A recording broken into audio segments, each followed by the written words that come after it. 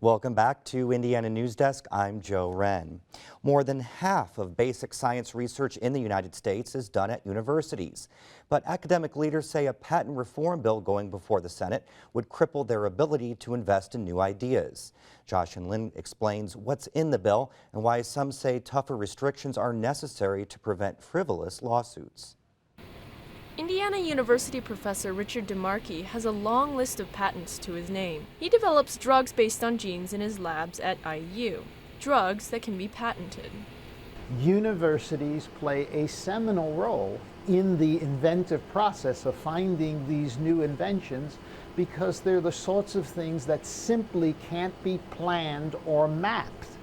As a consequence, one needs the environment that a university provides for doing this pure discovery that is undirected, unrestricted, and allows one to see things that just simply were unknown previously.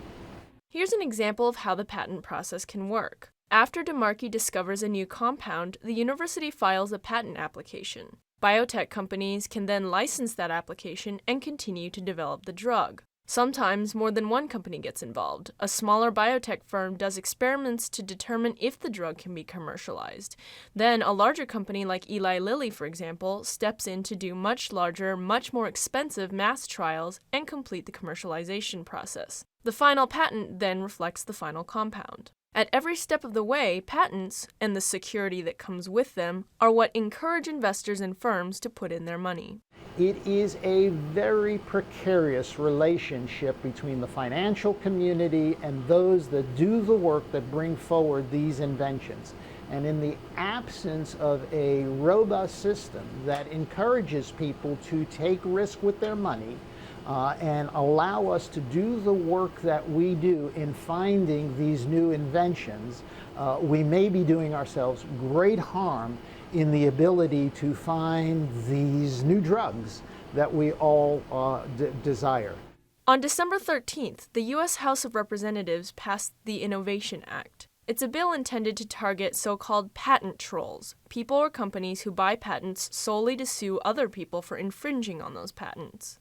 Tech companies, including Microsoft and Google, have come out in support of the Innovation Act and the companion bill currently making its way through the Senate. Microsoft attorney Horacio Gutierrez said in a statement, "Abusive patent lawsuits create a heavy burden on the U.S. economy, slowing innovation, undermining competitiveness, and stunting economic growth." Here's the rub. Universities and some companies, including Eli Lilly, say the reforms are too broad. By making it more difficult for anyone to bring a suit, they say the bill paints all patent holders as patent trolls. If you were to think about the patent rights that a university gets as really being the ground that somebody would buy or to rent before they build their building, and because there's so much work required after the transition from the university to a commercial product, if you don't have a stable foundation to build your building, it's not likely that you're going to invest in terms of making it as big a product as it potentially could be. Pro-legislation voices such as the Internet Association have expressed approval for two provisions in particular. Fee shifting would move all the costs of legal proceedings to whoever loses the case. And heightened pleading provisions would require plaintiffs to find and state every product that infringes their patent, as well as prove their claim for every part of their patent before even bringing a suit. Both provisions are meant to discourage patent trolls from bringing numerous nuisance suits. However, St. Amour says both provisions would make small companies and universities hesitant to enforce their rights, even if they have a good case. Patent suits average $1 to $2 million, and St. Amour says those provisions could increase costs to $4 or $5 million. While the Innovation Act passed the House within 3 weeks, the companion Senate bill has encountered some debate. Now, I don't think Congress or even the President are looking to do ill against universities, but I think going quickly with patent legislation that doesn't consider the implications across the board can be very detrimental to universities and small companies, because most small companies couldn't afford to enforce their portfolios either. The fee-shifting provision of the bill appears to be the main area of contention. However, bill sponsor Patrick Leahy says lawmakers have made, quote, enormous progress. The Senate bill is still waiting in the Senate Judiciary Committee for lawmakers to return from recess in about a week. And Josh and Lynn joins us now for more. Josh, and that was the first time I've heard a patent troll terminology before, but shouldn't it be easy to distinguish between a university and a patent troll?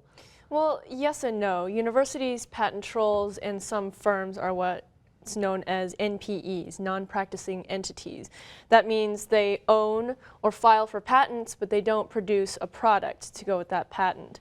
But the difference is that universities get the patents legitimately because they actually do the research, they come up with something, and then they file for the patent.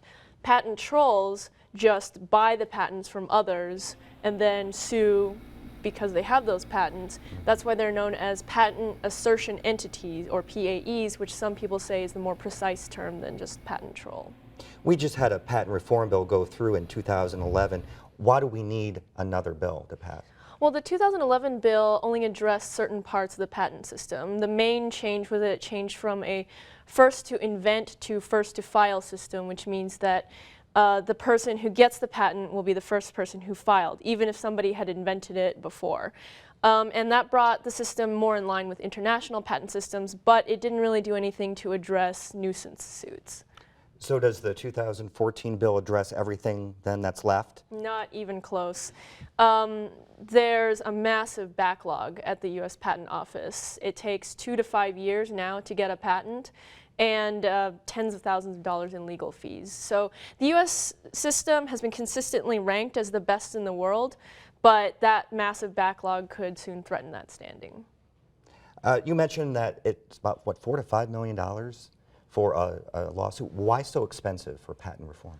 Because of heightened pleading requirements. This 2014 bill means that Apple, for example, will have to find every single device, every single instance of infringement, and that's a huge amount of research, which means a lot of money going towards lawyers doing that research, and that's why costs will increase. Okay, well, thank you very much, Joshin.